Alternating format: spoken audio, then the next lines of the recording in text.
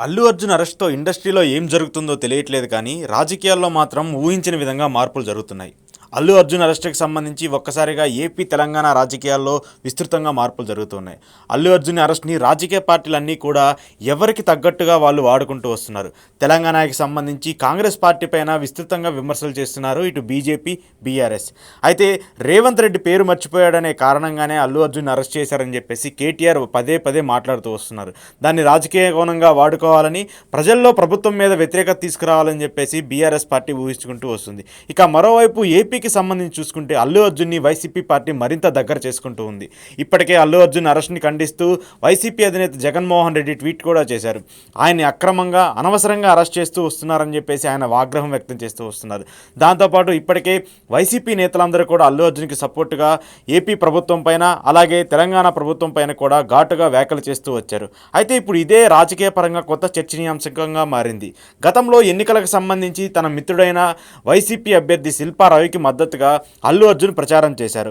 ఆయన్ని గెలిపించాలని చెప్పేసి మాట్లాడుతూ వచ్చారు. అయితే అదే నేపథ్యంలో జనసేన అధ్యక్షుడిగా ఉన్నటువంటి పవన్ కళ్యాణ్కి సపోర్ట్గా ఎక్కడా మాట్లాడకపోవడము, జనసేన అభివృద్ధి కోసము జనసేన విజయం సాధించాలని చెప్పేసి మాట్లాడకపోవడంతో అక్కడ రాజకీయ పరంగా చర్చనీయాంశంగా మారింది.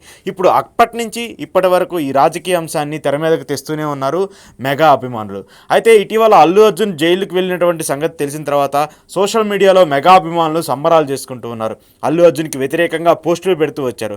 అల్లు అర్జున్ వైసీపీ మనిషి అంటూ కూడా సోషల్ మీడియాలో ఫోటోలు మార్ఫింగ్ చేసి మరీ ట్రోల్ చేశారు. ఇప్పుడు దీనిపైన సర్వత్రా ఆగ్రహం వ్యక్తం చేస్తూ వస్తున్నారు అల్లు అభిమానులు.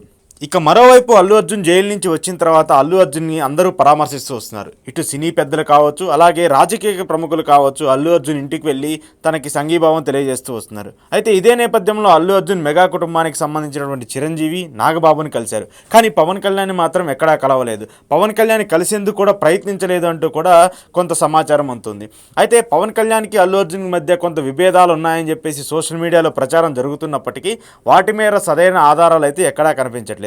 కానీ జగన్మోహన్ రెడ్డి మాత్రం అల్లు అర్జున్ని దగ్గర చేసేందుకు ప్రయత్నాలు చేసుకుంటూ ఉన్నారు.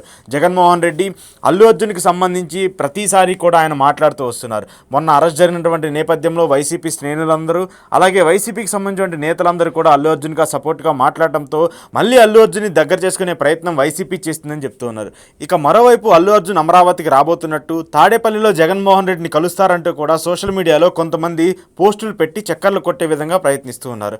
అయితే వాస్తవానికి అల్లు అర్జున్ సపోర్టుగా వైసీపీ ఉన్నప్పటికీ కూడా ఎక్కడా కూడా జగన్మోహన్ రెడ్డికి కలిసేందుకు ప్రయత్నం జరగట్లేదంటూ కూడా ఒక వర్గం అయితే చెప్తుంది.